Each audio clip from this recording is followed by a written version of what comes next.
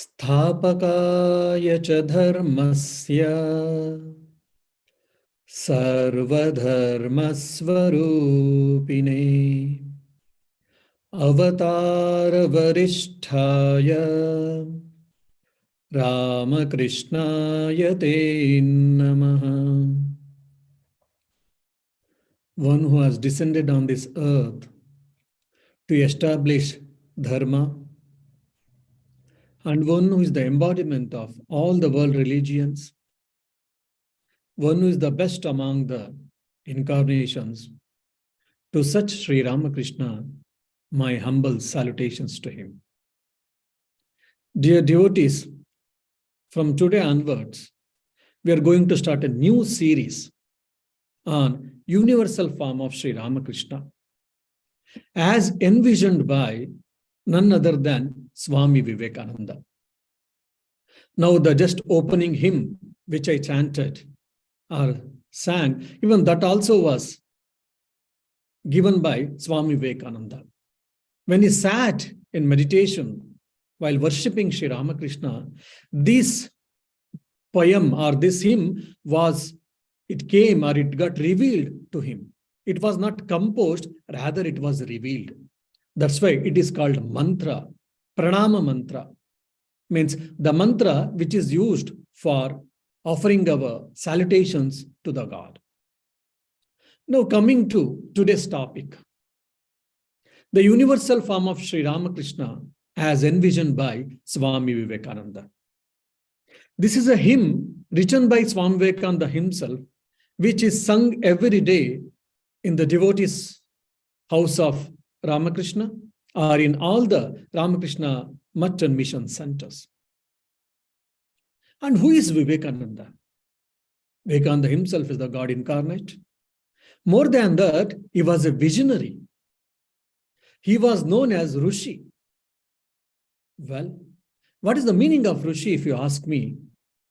The etymological meaning of the Rishi is scientist. In the present day language, if you want me to say. One who searches for truth, he is scientist, and Rishi is nothing but scientist. Either in the empirical world or in the spiritual world, that's fine. And Swami Vivekananda was one of the greatest Rishi, greatest spiritual scientist of this modern age, modern era. And he had experienced Nirvikalpa Samadhi, Aham Brahmasmi Artatvamasi, I am that consciousness. And such a person who stayed with his Guru, Sri Ramakrishna, who understood his life, who understood his teachings in depth, such a person has composed this poem, Khandana Bhava Bandana. This is one of the wonderful poems. It has got a lot of universal aspects. The beauty of this hymn is, though we attribute this hymn to Sri Ramakrishna and we sing every day, the beauty of this hymn is Swami Vivekananda has never used the word Sri Ramakrishna in this whole of the hymn. That's why I used the word universal form. And it is such a universal, it has got such a universal aspect. This can be related with any incarnation or any prophet to a larger extent, and we can correlate the traits, the characteristic features, and divine sport or the life incidents of any incarnations. Maybe Ramakrishna, maybe Rama, maybe Krishna, Durga, or Jesus, or Buddha. All their life, whoever studied deeply, and if we know their personality, their divine qualities, we'll be able to correlate. That is the beauty of this hymn. And this was written by Vivekananda when his mind has transcended into the particular level. Our mind, most of our mind is at the physical level. We live at the level of senses, instincts. Very few people are sometime our mind goes to the level of emotions and sometimes thoughts, and rarely it goes to the level of spirit or God conscious. And the scientists and the greatest intellectuals, they live at the level of thoughts and ideas. And the people who are the very few people, the cream of the society, the salt of the society, they can live at the level of God or self or the spirituality. Just like Saint Francis of Assisi is one of the favorite saint of me. Saint Francis of Assisi, he had a God-intoxicated life he led. So there are very few saints, few people who live at the level of spirit or the self or the God. And Swami Vivekananda was such a person. He was well established in meditation. His mind is to go always towards the infinity, towards the supreme spirit. So when his mind has gone to the highest level, then he felt, he meditated, and then he has given this hymn, Khandana, Bhava, Bandana. So it is not just an ordinary poem, or this is not just an ordinary hymn. Rather, every word we can meditate.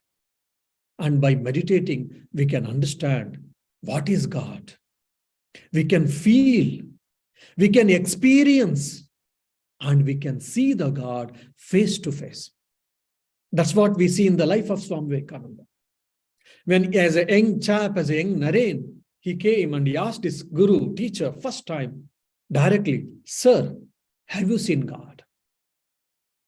And his guru, his teacher, Sri Ramakrishna, told very clearly, "Yes, my dear, I have seen the God."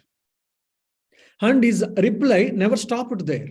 Second point he gave, but the difference is, I have seen the God much more clearly than I am seeing you.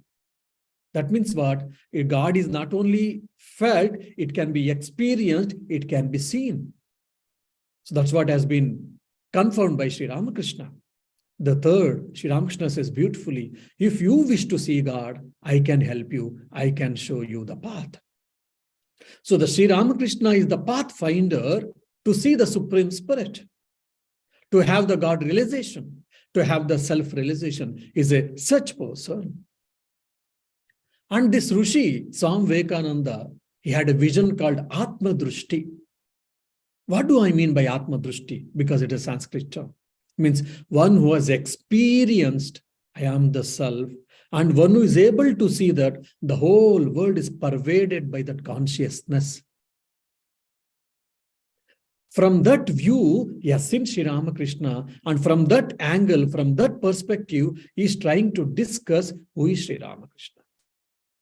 He has explained who is Sri Ramakrishna in just mere 2 words. That itself shows who is Swami Vivekananda. Swami Vivekananda explains his guru, Sri Ramakrishna, in just 2 words, saying that Sri Ramakrishna is a spiritual laboratory. What a beautiful word. What a fantastic word. Till now, we have never heard this word. We have heard physics laboratory, chemistry laboratory, or engineering or electrical laboratories. Now, of course, maths and language laboratories have come. But spiritual laboratory, we have never heard. And what is Sri Ramakrishna? If you ask, Swami Vivekananda narrates Sri Ramakrishna, defines Sri Ramakrishna as one who has made his life as spiritual laboratory. He practiced Hinduism, he practiced Islam, he practiced Christianity. Not only that, there are a number of sects, intra-sects in Hinduism. In every sect, there are so many types of sadhanas, spiritual practices are prescribed by saints or scriptures. Sri Ramakrishna practiced all of them, which is very unique, which we have never seen in any life of saint, prophet, or incarnation. So, having given this background, let me go to the hymn. And this was written by Swami Vivekananda in Calcutta. After his returning in 1897 from the West, slowly the whole monastery was shifted to the particular garden house called Neelambar Mukherjee Garden House, which is next to Belur Math, the present Belur Math in Calcutta, India. Every day evening, they used to have a Vesper service. Then they used to sing a song which is traditionally sung in India in many temples. Jaya Shiva Omkara Bhaja Shiva Omkara, like that it goes. Then Swami Vivekananda composed initially Khandana Bhava, first 2 lines, and then Namo Namo Prabhu. Vakyamanatita, the next, then Dedidalanga. So only these 3 stanzas was composed by Swami Vivekananda, and he gave. And he asked his disciples, or the brother monks, or the novices, from today onwards, you can sing this song and you can do the Vesper service to Sri Ramakrishna. Then after some time, or after a day or 2 or few days, the disciples and the other brother monks said, these 3 stanzas are not enough to perform the arati to Sri Ramakrishna. Then when he heard that from them, then he started composing all other stanzas, and that's how today we have got this Khandana Bhava Bandana. And whoever studied the Purusha Sukta, which is the part of Veda, Rig Veda, Upanishads, there also we can see the Supreme Spirit's universal form. The God's universal form has been explained. The same universal form of God, our divine, our Supreme Spirit, has been explained by this. Now, who can read this hymn? Who can study this hymn? If you ask me, Adhikari, who is a fit person, they say, Khandana Bhava Bandana.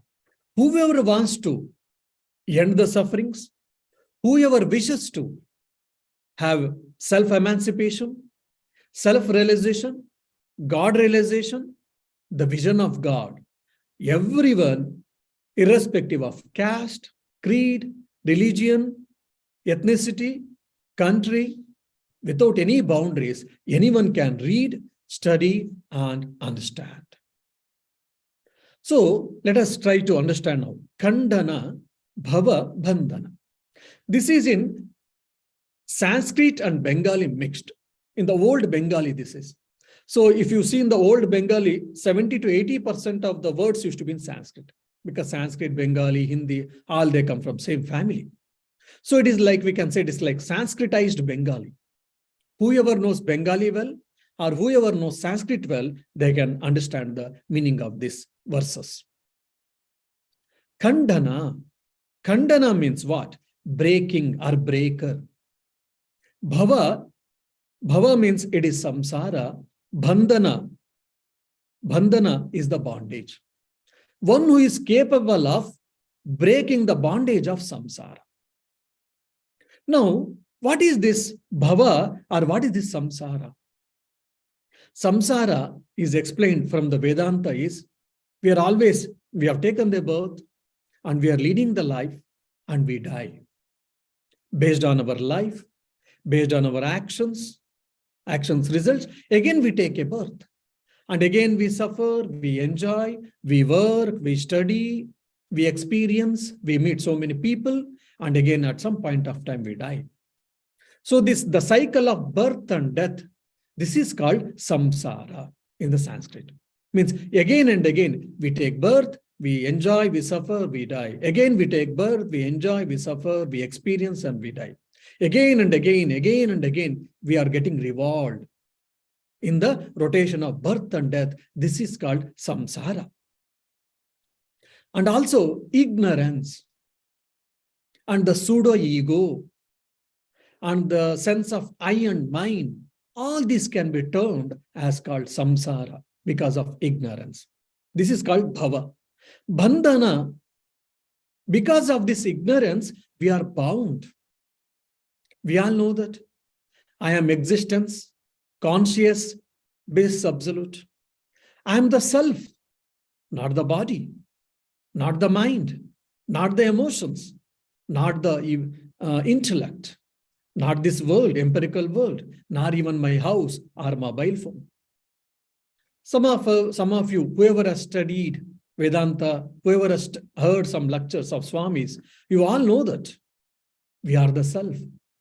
But unfortunately, though we know that, but in day-to-day affairs, in our transactions, we believe or we behave as if I am the body, I am the mind, I am the intellect, I am the house, I am the mobile.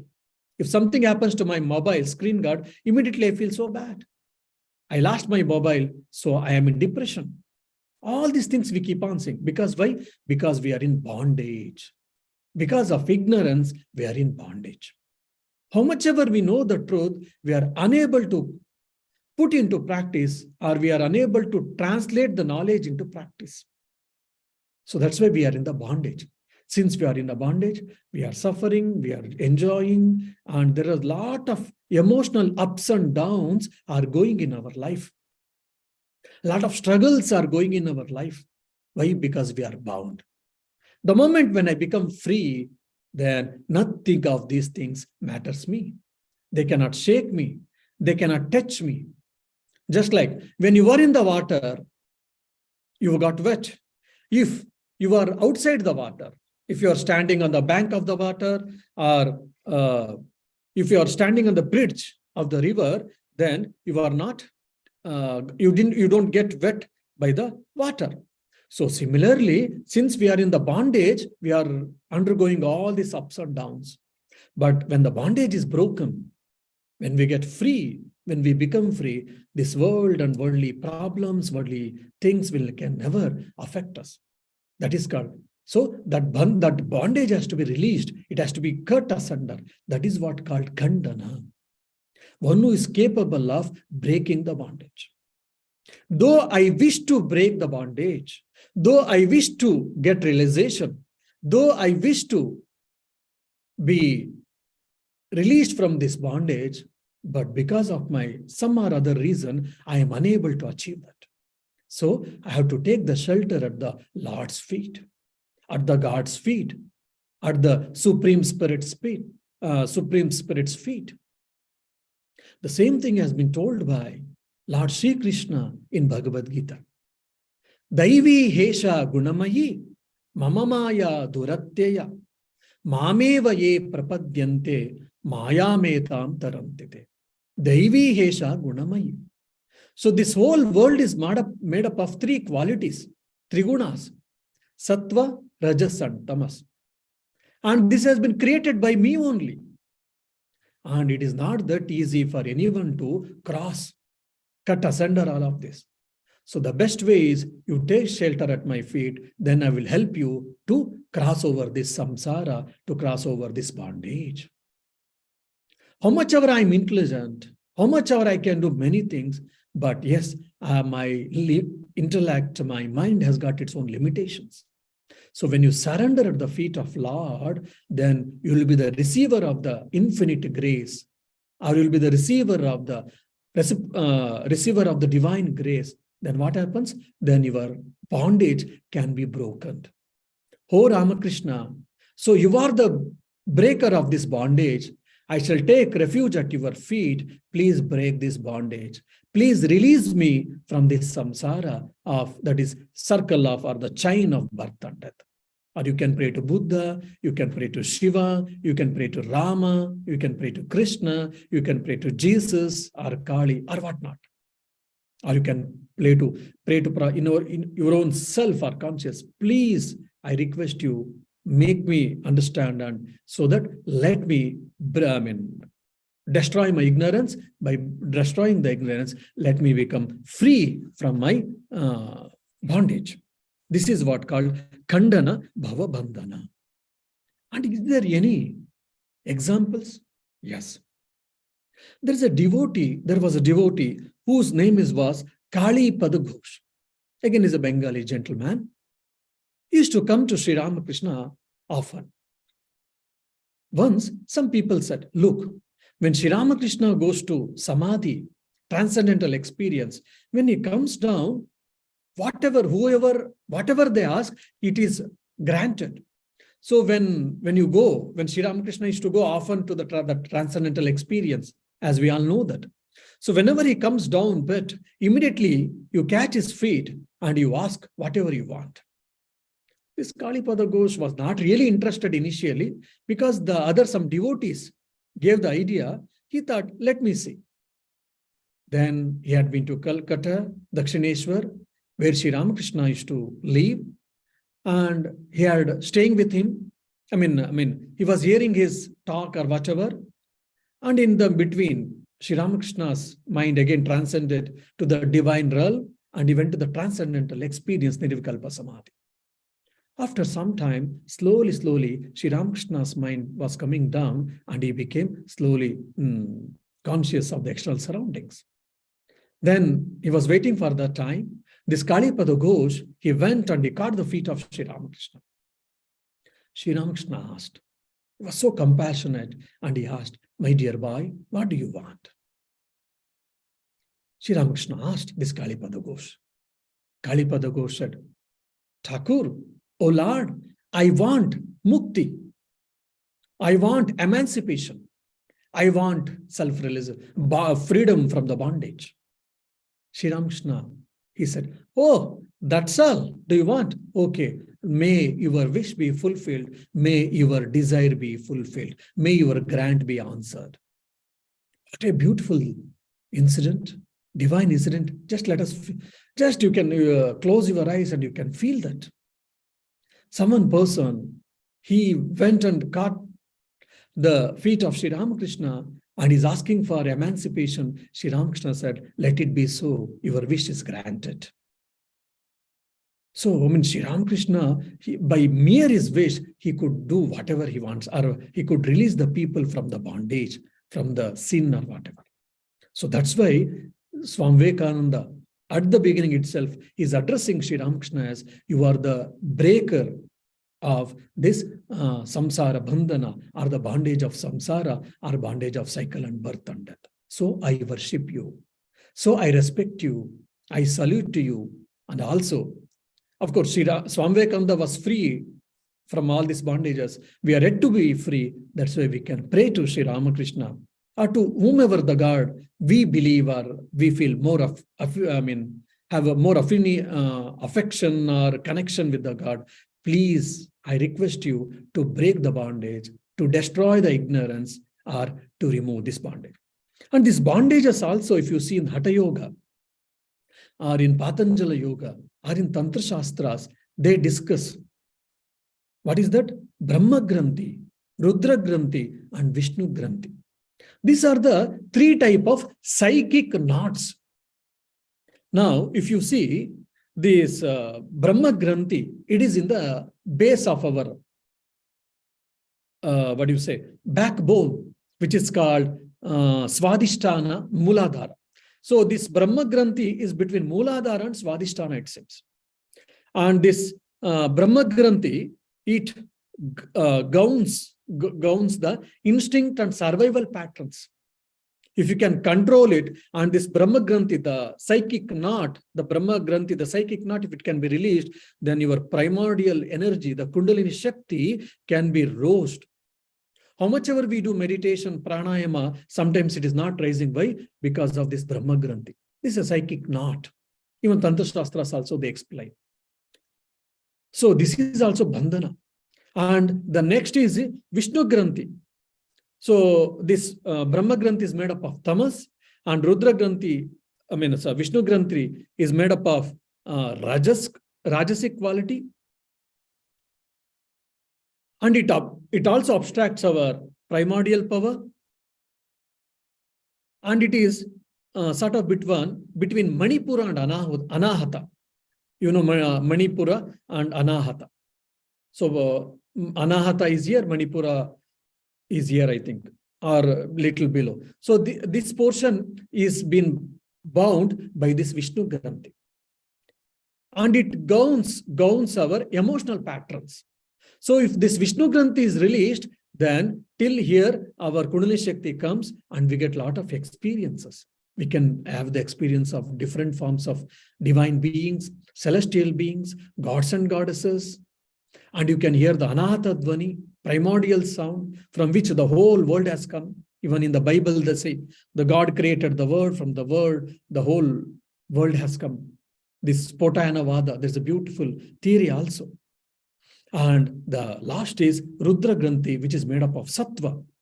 It gowns the intellectual pride and mental patterns. And it is in Vishuddha and Agna Chakra. So once it is removed, till here, your Kundalini Shakti can go. So because of these three psychic knots, three Granthis, our Kundalini Shakti has not been aroused. That is also a Bandhana, technical meaning of this Bandhana. Now, the question may come to all of us, okay, if you take a shelter at the feet of the Lord, what happens? At the end of this hymn, the Swami Vivekananda gives the answer, Jyotira Jyoti Ujala Rudi Kandara. Sri Ramakrishna, you are the light, you are the essence of light. So Ujala Rudi Kandara, whatever the ignorance, whatever the darkness is there in my heart, spiritual heart, Ujala Rudi Kandara, you will destroy my ignorance and you will light my spiritual heart from the knowledge or from the devotion or from the self or what. Tumi tama banjana. You are the destructor of the tamas. You are the destructor of the ignorance. So that's why I should take the shelter at your feet, and I am taking the shelter at your feet. Then Khandana Bhava Bandana over Jagavandana. The whole world is been worshipped. I mean, the whole world is worshipping you. How to understand this? Everyone is not worshipping Sri Ramakrishna, isn't it? Yes. So here we should not take it literally. Means the whole world is worshipping the divine, we can think. Whoever wishes to see the Lord, whoever wishes to see the truth, whoever wishes to experience the truth, all of them are worshipping the Lord or the Supreme Spirit or the divine or divine conscience in a different forms. There can be different forms. Someone is worshipping through Allah, someone is worshipping through Jesus, someone is worshipping through Ramakrishna, someone is worshipping through Guru Nanak, someone is worshipping through Buddha, someone is worshipping through, what you say, Mahavir, or someone is worshipping just through self. Anything is fine. The Lord or the Supreme Spirit has been worshipped by the whole world. So that is called Jagabandha. That is for the universal form. If you take in the particular example as Sri Ramakrishna, if you see in the life of Sri Ramakrishna, innumerable people, they showed the respect towards Sri Ramakrishna. Even now, in these 200 years of his advent, or 175, 180 years, thousands of people have become disciples, and they're worshipping Sri Ramakrishna, and they're following Sri Ramakrishna and his teachings. And not only that, the people who belong to Hindu faith, who belong to Christian faith, belong to Sikh faith, or belong to Muslim Islam faith, all of them, they have worshipped and they respected even during Sri Ramakrishna during his lifetime and even now. And many people who have accomplished the truth and who have got self-realized people, Siddhas, even many of them also worshipped Sri Ramakrishna during his lifetime, or even now, many Siddhas, many realized people are also worshipping, and they're showing the reverence to Sri Ramakrishna. And why? Because the Lord himself has taken in this form, who is the source for the creation, maintenance, and dissolution or dissolving. Sushtikarta, Palanakarta, or Pralayakarta, whatever we say. So he is that. That's why. And the beauty of that, whoever has studied Sri Ramakrishna's life, the one more unique thing is, he became the teacher for the teachers. A lady by name called Bhairavi Brahmini, who was very good at scriptures. She had studied scriptures. She had practiced devotion and Tantra practices or Vaishnava practices. She had realized God realization, she had no doubt. She came and she taught many sadhanas to Sri Ramakrishna. But finally, her sadhana, her spiritual practices became complete with Sri Ramakrishna or under Sri Ramakrishna. And Totapuri, who was the greatest Advaitic teacher, who had the experience of Nirvikalpa Samadhi, he came and he gave monastic vows, Advaita monastic vows to Sri Ramakrishna. He taught him how to attain Nirvikalpa Samadhi. And finally, Totapuri, he got completed his spiritual practice, or his complete realization of self or whatnot, or complete experience of the knowledge by Sri Ramakrishna. That's why from this different type of angle, we can know or we can understand that how is Jagavandana is respected by innumerable people, irrespective of caste, creed, religion, or ethnicity, or the geographical boundaries, or whatnot. For just an example, Nivedita. Sister Nivedita also is to sign as I am the disciple of or servant of Sri Ramakrishna and Vivekananda. She also adored Sri Ramakrishna like anything. And if you see, Sri Ramakrishna helped Islam people to practice their faith and reach the goal. He helped the Christians to practice their faith and to reach their religion. And of course, yes, helped innumerable Indians or Hindus to practice their religion and to reach their goal. That's why he is called Jaga Vandana. And Vanditomai. Vanditomai means my salutations to you. Why? You are the breaker of the bondage, and you are the whole world is worshipping you, or you are the worthy to be respectable. That is the reason I am my humble salutations to you. Means it is not I and it is you. Why should we offer our salutations to the Lord, our divine spirit? Why? Because to kill our individual ego or to merge our individual ego into the supreme ego. Just like leafy river is merging into the sea. Like that, before that there were one river, and when it got merged into the sea, it became sea entire, it's ocean. Now we have got individual conscience, individual consciousness, I. So this can be merged with the God, with the universal ego, and I can become the big, huge, or I can become very broad. So that's why not I, you, not me, thou. That's why it is told in every religion, from every saint, from every philosopher. So to kill this individual ego, to kill this unripened ego and merge in the supreme ego or make it ripened ego. And by praying to him, by offering our salutations to him, what happens? We will be the receptacle of the divine grace. Then the next line, second line, there's a beautiful meaning, Niranjana. Anjana means stain, dirt. Niranjana means you are stainless, you are pure incarnate. We have got stains, lot of stains, because we have got lustful thoughts, we have got a lot of angry, and we have got a lot of greedy, we have got a lot of jealousy, and we have got our own prides, our own prejudices, ignorance, and we have sinned, and we have done a lot of bad actions, or in this life or in the previous life. So like, because of that, probably most of our case, in our case, our mind is not completely pure. Our mind is a mixture of good and bad thoughts, right and wrong thoughts. We have got good nature and bad nature also. We have got our own weaknesses. Every one of us, we know that. But whereas in the case of Sri Ramakrishna, it is not so. He is pure incarnate. He is completely pure. He has got complete mastery over his mind, mastery over his desires, mastery over senses, mastery over mind, and he has not sinned at all. He has never lied in his life. There was no wrong thought, there was no wrong thought crossed over in his mind. Such a person who had practiced purity. For an example, this happened around 140 years before.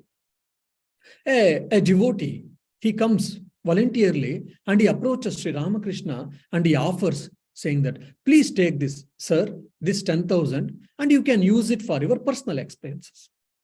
Imagine, in 140 years before, 10,000 is not a small amount. It was a big amount then. Probably in the present day, if you say, probably it can be, say, 1 million or whatever. If someone approaches for us and if you ask, what we'll say, oh, thank you, you are so kind of you, I am so kind of you, and I will accept it. But Sri Ramakrishna rejected, saying that, no. If whatever I need, basic needs, food, clothes, shelter, God has given to me, so why do I need this? I don't need this money. Please take it back. No thanks. So the devotee in his whole lifetime, he was a rich devotee, he was a rich merchant. In his whole life, it was shocking for him, because first time he is seeing a person who is telling that, I don't want money. Every one of us, we want money. But here is a man who said that, no, I don't need. And one of the person like Mathurnath Vishwas, who became later disciple of Sri Ramakrishna, he thought that because he was unable to understand the Sri Ramakrishna's ecstasy, Sri Ramakrishna's mystic experiences, and he thought because Sri Ramakrishna is practicing celibacy, probably because of that, because he has controlled his sexual instincts, or he has controlled his sexual thoughts and is not enjoying his life, that side, probably that's the reason his mind is behaving in a weird way, and that's why he's feeling that he's going to ecstasy or whatever. So probably this has to be tackled, then his problems, his mental problems will go down. That was the idea of this Mathurnath Vishwas. So once Mathurnath Vishwas made a plot, and he asked Sri Ramakrishna, I am going to some place, please come with me. He prayed. Sri Ramakrishna never knew his plot, and Sri Ramakrishna agreed. He was innocent, like innocent child. He accompanied Mathurnath Vishwas. Then he went to a big castle, and Sri Ramakrishna was left alone there. And Mathurnath Vishwas said, sir, please be here. I have got some urgent work nearby. Just I'll finish and come in no time. Please stay here. Sri Ramakrishna, as an innocent child, he stayed back, and just he was sitting in a room. Suddenly, 3 or 4 prostitutes entered there. And Sri Ramakrishna was unaware of it. And they started to behave in their own styles. They started showing that lustful thoughts or sexual thoughts and behavior through their behaviors. Immediately then Sri Ramakrishna understood what is their intentions. He never ran away. He never scolded them, or he never started crying. He said, oh mother, you are all mothers like for me, like whom I worship in the Dakshineshwar as a Bhavatarini, as a Mother Kali, universal Mother Kali. The same Kali has come in your form. So please accept my respects. Saying that, he kneeled down and he did pranams. He paid his respects to all of these prostitutes. Imagine, just feel, just experience what a wonderful thing. Now the prostitutes themselves, they felt so shameful, bashful. Say, such a pure person, such a God-intoxicated person, such a spiritual person, we are trying to spoil him. Probably God saved us. Otherwise, if we had done something, it would have been, we are already sinners, and we would have committed a greatest sin, and they repented and they are sorry. And after some time, Mathurnath Vishwas came. Before Mathur meeting this Sri Ramakrishna, that ladies, they scolded that Mathurnath Vishwas very harshly. You fellow, we are leading already immoral life for some or other reasons. And you have brought such a spiritual person, such a pure person, and you wanted to spoil him. More than that, you wanted to spoil us. What a fellow you are. Take back your money. We don't want you, or we don't want your money. Please, we don't know what will happen to us. Because see, Sri Ramakrishna was such a pure person. He was the pure incarnate. And not only that, so many people respected Sri Ramakrishna. So many people revered Sri Ramakrishna. Sri Ramakrishna was called as God. He was called as God incarnate. He was called as Guru. He was called as greatest spiritual person. Apart from that, there were enough number of people also who didn't understand who is Sri Ramakrishna, and they criticized Sri Ramakrishna. Now, when people worship us, when people praise us, we don't have any problem. We'll all become saints. But when people criticize us, how are we going to accept it? How are we going to react towards it? That is the test for all of us, isn't it? When a number of people who blamed Sri Ramakrishna, who taunted Sri Ramakrishna, or when they criticized Sri Ramakrishna accepted it equanimously without any reaction. He never tried to prove himself. Who is he? He never scolded them. He never gave any curse on them, though he had that capacity. And just he laughed, he smiled, and he kept quiet. When the people praised him, he kept quiet, he smiled. When the people criticized him, he kept quiet, he smiled. He accepted the praise and the blame with the equipoise mind, with a balanced mind. That's why he's called Niranjana. This is possible for whom? The person who has got a self-control, self-mastery. This is called Nirodha in Patanjali Yoga Sutra. The same thing we can see in the life of Buddha. Once Buddha was giving a sermon. It was a wonderful sermon. Hundreds of disciples were sitting and listening to his sermon. After the sermon, many of the disciples, they came and they paid their respect, and they said, "Oh Lord, You are the so great person. You are so spiritual person. You are a man of peace. You are a man of bliss. You are a man of wisdom. We feel so nice to stay with you, to hear your words and whatnot. They praised Buddha to the skies. Buddha, just with a smiling face, he was listening to all the praise of the disciples and he was keeping quiet. Most of the disciples had, many of the disciples had left. One fellow, strange fellow came. He used to hate Buddha. He said, "You rogue, you hypocrite. You are, cheating the people. You are the good number one cheater. You are the number one manipulator." Whatever the possible foul language, using the foul language, he started criticizing the Buddha. The disciples who were left out, they were getting infuriated. They were getting angry. They wanted to beat this fellow, strange fellow, black and blue. Why? Because he is criticizing our Lord, our Guru, a great personality, Buddha. But since Buddha was keeping quiet, he never, and with a smiling face, as a compulsion, these people were trying to control their emotions and they were watching if they get chance so that they would have beaten black and blue this fellow. So this fellow, the strange fellow, a stranger, he was gone scolding the Buddha for 5-10 minutes, but there was no reaction. There was no any retarding reply from Buddha. After 5, 10, 15 minutes, this fellow started feeling uneasiness. Then he stopped and he said, "Buddha, do you understand my language?"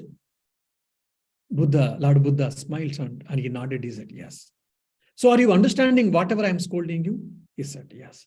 "Then how is it that the best words I am selecting to scold you and still there is no reaction from you? How is it possible? Don't you feel shameful? Don't you have got any even little signs? How can you do this?" Then the Buddha started answering, "Look, you have got 5 euros because I'm telling in Europe, so I'm telling 5 euros. Otherwise 5 rupees. So 5 euros. And you want to give me. You offered that, Buddha, please take this 5 euros. Then I say, no, thank you, my dear. I don't need 5 euros. So when I reject politely that I don't need your 5 euros, this 5 euros will be whom? The stranger said, "Oh, it will be with me only." Then Buddha smilingly said, "Similarly, whatever the words you wanted to give me, I didn't accept. I've given you back. I didn't accept. As a result, it has gone back to you only, my dear. So since I have not yet received, I never received, then why should I get perturbed? Why should I get disturbed? Why should I get annoyed, my dear?" Then all the disciples who were there, they were all amazed, astonished to hear these kind words, wise words of Lord Buddha. And the respect in their hearts, it got increased. And that stranger fell at the feet of Lord Buddha and said, "Now I understand why the whole world is at your feet, or the whole world is worshipping you. You are the worthy of the worship. Sorry, I had a prejudice about you. Now I understand who are you. Please accept my apologies and please bless me. Please pardon me and please accept me as your disciple." And this is possible when they understand who are they in reality. They have gone beyond this dual world. They have understood what is truth, ultimate truth, what is reality. Not only understood intellectually, they have experienced. That's why they are worthy to be worshipped. The whole world, irrespective of without any discrimination, all people can worship these saints, these incarnations, these prophets. And Sri Ramakrishna was such an incarnation, our prophet, who had attained that equanimous state. Not only that, he is capable of helping anyone and everyone who is interested in spirituality, who is interested in God realization, who is interested in self-realization. And this Niranjana, he worshipped his own wife as a mother universe. In the whole history of the world literature or the religious literature or the spiritual literature, we don't come across this. He worshipped his own wife, Holy Mother Sharda Devi, as a mother and he offered his spiritual practices fruits at her feet. And it so happened, probably he was 40 plus, and his wife is at between 16 and 18 years. So one is she had entered at the youth and is already in the prime youth. Both are sleeping in a room. No one else is there. In midnight, Sri Ramakrishna got up. He used to sleep just 2-3 hours. Sri Ramakrishna got up, and he was also very handsome. His skin was so fair and golden complexion. He used to wear a golden armlet. The golden color of the armlet and the skin color used to match and used to merge. People were unable to recognize that golden armlet. Such a handsome golden complexion person Sri Ramakrishna was. And Holy Mother Sharda Devi, she was also very handsome. She used to look very beautiful. Sri Ramakrishna got up in the midnight and he started seeing the Holy Mother's body. And Sri Ramakrishna wanted to examine himself, his mind. And he said, look, this is the body of Sharda Devi. She is my wife. I have got all the right to enjoy her, and she has got all the right to enjoy me. Oh mind, don't be hypocrite. If you want to enjoy, you are free to enjoy, you can enjoy. Saying that, he gave his command to the mind and he wanted to just to touch her body. He was about to touch her body. Before touching itself, his mind withdrew from all the senses and it reached again the supreme Nirvikalpa Samadhi. This is what we read in Bhagavad Gita, in the character of Sthita Prajna.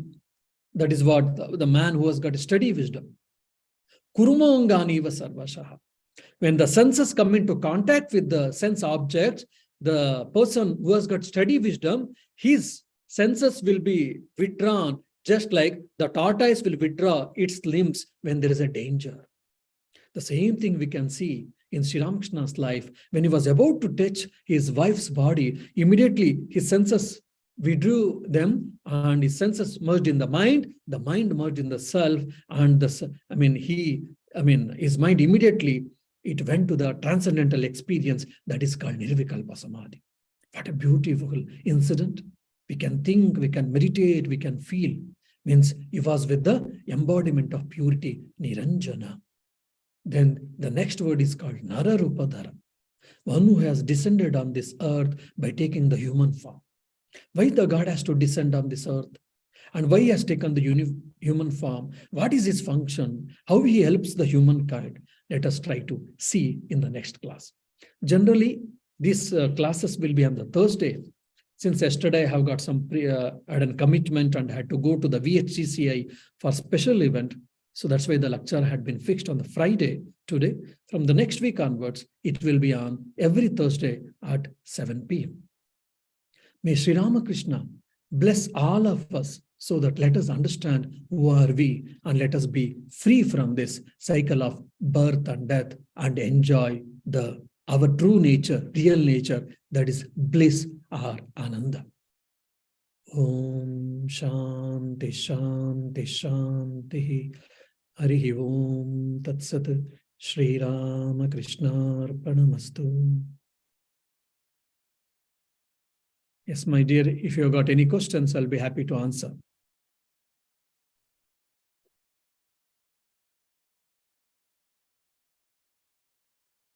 Ahead if you want. Yes, Christian? Sure. So, Swami, you were talking about, this is a bit confusing. So, in the Bhagavad Gita, it says a self-realized person has no desire. We can see from Ramakrishna's life, as you said in the story there is a slightest bit of lust in Ramakrishna's mind to touch his wife. And also, there's another story where Ramakrishna talks about how he's never conquered lust and he's rubbing mud into his face. He says, always never think that you've ever conquered lust. Do you know this, what I'm talking about? The second one, I am not aware of it. No, Okay. he had conquered the lust. Only he wanted to test himself. That's the reason he wanted to touch Holy Mother's body, to test his mind. Right. Do you understand? Okay. Because not with the lustful thoughts he wanted to touch the wife's body, rather he wanted to examine his mind whether it is really doesn't want to enjoy that, like he's making a great adventure in the spiritual life, you can say that. He wanted to test himself, his mind, and he tried to touch the wife's body. Immediately his senses and mind withdrew. Yeah. Right. So it's not out of compulsion or out of helplessness he never tried to touch the wife's body. That's we have to understand. All right. So it's not lust, but no, it was just like self-evaluation, you can say. So maybe you can explain, does a self-realized person have desire then? Because there's a motivation behind every action. Just what it means. So how does that work? Let's say, for extreme, how does a self-realized person even like, are they not stagnant and they don't move because every action is caused by desire? Do you understand what I'm saying? Yes. Yeah. So, like, see, when we take birth, because out of compulsion we have to take birth, because of the previous life's actions that compel us to take the birth, isn't it? But in these people's case, they are not forced to take birth by their own wish. They are taking the birth. One is that point. Second is they don't have any desires. Out of desires we take birth, but they are free from desires. Since they are free from desires, their action is all towards the humanity, helping the humanity. So that problem, whatever we say, their life or that doesn't holds good in their life. That's what I mean. I think I understand. So whenever they're this is for compassion, they only hear for compassion, but they've no cravings. There's no craving there for anything. Yeah. They don't have passion. They have compassion. We have got passion and they have compassion. Yeah. I'll ask one question. Let's finish there. For what is Sri Ramakrishna's definition of compassion? Because there's one, I think one of the first 2 chapters of his gospel, one of the devotees comes to him and says, my wife does not want me to visit you. She thinks I'll become sannyas. Swami, and he says, she says to me that she'll commit suicide if I keep going. And then Sri Ramakrishna says, let her kill herself. So like, where's the compassion, or how is this is a very difficult topic, I think. What is compassion from Sri Ramakrishna's perspective? Yeah. What is compassion? Like, they feel for us and they try to help us. That's what I just in a layman's language, if you want me to explain compassion, they feel for us and they try to help us. That is what I mean compassion. And is it, I heard someone, maybe you don't know, is Swami. So the Lord only has compassion for our soul, not for our body. That is why when Krishna does not let Arjun flee from the battle, because he will be sent. Okay. So, no, it is not compassion to the self or whatever. Compassion to the individual self, you can say. Compassion for the embodied self or compassion to the Jivatma. Yes. So, it is not like compassion to body, compassion to mind, or compassion to self. No, compassion to embodied self. Right. And you said you gave that little simple definition. Is that because you just don't have time? Is it a complex answer? Remember, I said for sure. Yeah, the other answer can be for compassion is the God is trying to help us to reach our supreme goal or the ultimate goal. Yeah, but for compassion, when we're talking about other people, what is compassion? What would Sri Ramakrishna say is compassion when you're relating to other people? Because obviously in that example, he showed no compassion for the body of the devotee's wife. He didn't care if she killed herself.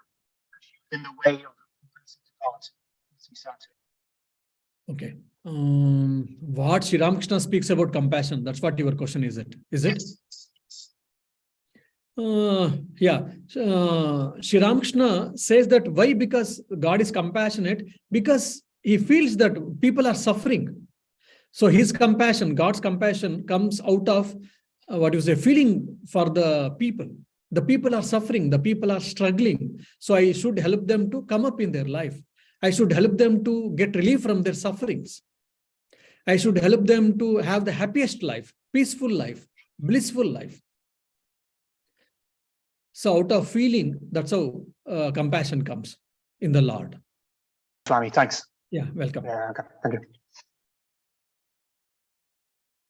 Yeah, any other questions? Yes, Swami. Yes, Leonel. According to teachings, I mean, from the Hindu perspective, we come from Vaikuntha. That's correct. That's the eternal heavenly realm, if I understand well. We all come from Vaikuntha. Generally we don't say, but the worshippers of Vishnu, they say that Lord resides in Vaikuntha. So Vaikuntha is the place where Lord Vishnu or Narayana resides. Or Krishna resides. Now the worshipper of the Shiva, they say the Lord resides in Kailasa. That is his abode. Like every one of us, we have got different houses. So like Lord Shiva's house is in Kailasa, the house, that place is called, that area is called Kailasa. And Lord Vishnu or Narayana stays in the area, place or the world called Vaikuntha. This is the general, a simple definition. But when you go to scriptures and all, so it has got very deep, significant and spiritual meaning. So basically the God is, he is not, living like us in this world, rather he is transcended above all these things to make us understand that esoterically, symbolically, the sages have said that he stays in the above world called Vaikuntha. So there's a dualistic concept, that is. Oh, but it's... So, but the Upanishads itself, they don't accept it. In the Upanishads, later part of the Vedas, they say that God or the Brahman, the Supreme Self, is there everywhere. Oh. Is there everywhere. So there is no place like God is there only in that Vaikuntha, not here like that. No, they don't accept. So it is a dualistic concept. At the initially things, we feel that, okay, God is there in that particular place. You can go and see him or you can see him. Slowly, when you grow spiritually and intellectually more and more understanding, then you'll be able to understand that God is everywhere. It seems like, that's the thing, it seems like for me quite logical. I was thinking about it even today. I was thinking like, hey, yes, but indeed, that's everywhere. That's in the trees, it's in every person that we met. So yes. So God is Sarvantaryami. There is no place where God is not there. So there is no place where the divinity is not there, isn't it? So that is the ultimate truth or reality taught by Vedas or Sanatana Dharma or Vedanta. Yeah. Thank you. Thank you. Okay, then I think that's all today's questions, I believe. Swami, can I ask one more quick one? Yeah, I promise last. Go So ahead. just a comment. So the sage Ramakrishna, who he is, who I am. Ramakrishna is very famous to Westerners. Ramana Maharshi. Yeah, my pronounced right. Okay. He said to his devotees that the vision that Ramakrishna had of Kali was a manifestation of his prana going outside him and manifesting Kali. So my question is, do these gods, let's say Shiva, Vishnu, Kali, do they actually exist separate from the individual, or are they just manifest of the individual Brahman? So we say Brahman takes form for the devotee. So is it just Brahman taking that form for the devotee, or does Kali actually exist separate from the devotee? Do you kind of know what I'm saying? Yeah. So yes, you're right. So from the Vedanta point of view, or from the real Sanatana Dharma Hinduism point of view, God can take any form. So God is appearing as Kali, God is appearing as Rama, God is appearing as Krishna, God is appearing as Ramakrishna, God is appearing as Jesus, God is appearing as Allah, God is appearing as Buddha. Now, if say, then Sri Ramakrishna was worshipping Kali, how can then two things? Yes, God can, when God is appearing as Kali, that doesn't mean that God can only appear as Kali and not anything else. God can appear in n number of ways, in n number of places. Say for an example, when I'm in Dublin, in Ayurvedanta society, I cannot be in Cork or I cannot be in Limerick at the same time because I'm bound by this time and space causation, isn't it? But God is not so that. When God is appearing to me in Dublin 15, he can appear to you also in your house, isn't it? For in Belgium, for Lionel, God can appear to him also. God can appear for Ajay in Edinburgh also, isn't it? Like God can appear to Srikanth in South Africa also, or for Marina in the UK also. So when you make God with the particular form, with the particular thing, then we get limited concepts of God, limited understanding of God. That's why this type of questions we get it. So who is God? What is God? If you understand, then this type of questions can dissolve, or probably will get a better understanding or a better way of understanding about the God. That's what I feel. So God is an energy. God is a universal consciousness. So sometimes this universal consciousness is taking a particular form. And since he has taken a particular form, he or she in a form, so we have given a particular name, that's all. So God is not only mere Kali. God is not mere only Ramakrishna. God is not mere only Rama or Buddha or Mahavir or Nanak, isn't it? He's all of this and is above all of this. I understand what I'm saying, but my question is, do these gods, these deities, these forms of God exist by themselves? And let's say everyone forgot about Mother Kali and no one worshipped her. No one worshipped her alone. Mother Kali still exists. Do you know what I'm saying? If a God is forgotten, does it disappear?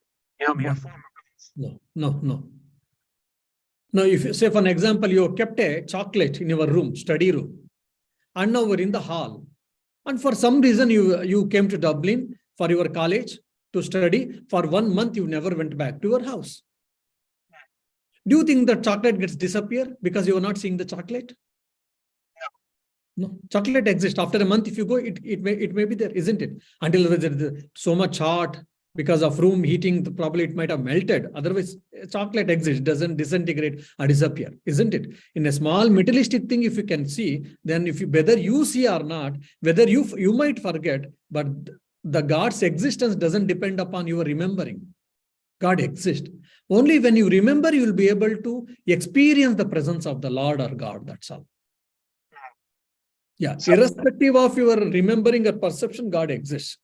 So these gods, let's say Shiva, Vishnu, Kali, they're not made up. I'm saying is these are realized forms of gods. So I'm saying is long time ever, someone realized that God takes these forms. Not that people made up these images in their heads, and then God took on these forms. The Brahman, the formless God, took on the forms of what was in devotees' minds. The thing is, are these gods' forms, like Shiva, Vishnu, Kali, are they realized, like they've always been there before even humans existed? Or did humans take these forms in their mind to worship gods, and then they came into existence? Oh, it's a wonderful concept. Yeah, wonderful. Yeah. So yes, God, they existed already. Only when you worship, you will be able to visualize, or you will be able to realize the God. So Kali is not that sometime she took birth. No, it is difficult to say that. Of course, from Sri Ramakrishna as a person, if you say yes, he has got a date of birth and other things, so definitely yes.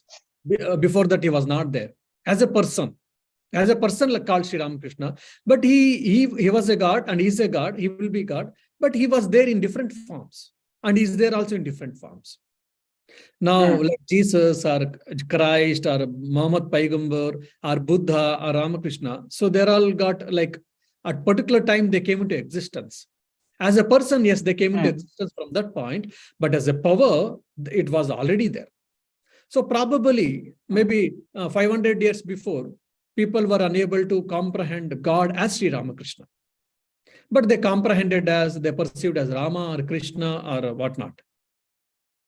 Isn't it? This is thing. And God is there always in different forms. So when in whichever form, if you would like to see, in that form, God appears for you. God himself has told in Bhagavad Gita. In whichever form you want to think and the people worship, in that form, I can appear to them or I will appear to them. And you see all these explanations, either Rama, Krishna, Shiva, Kali, some are historical, and if not, also some saints, some great spiritual people, they have experienced it, they have realized it, and they have told, they have narrated. So based on the narrations we read, we got inspired, and we also try to understand and accept or try to realize, isn't it? So it was not mere hypothetical argument, rather it was a matter of experience, of science. Okay then. Thank you. Have a good day, all of you. Good night. Divine dreams.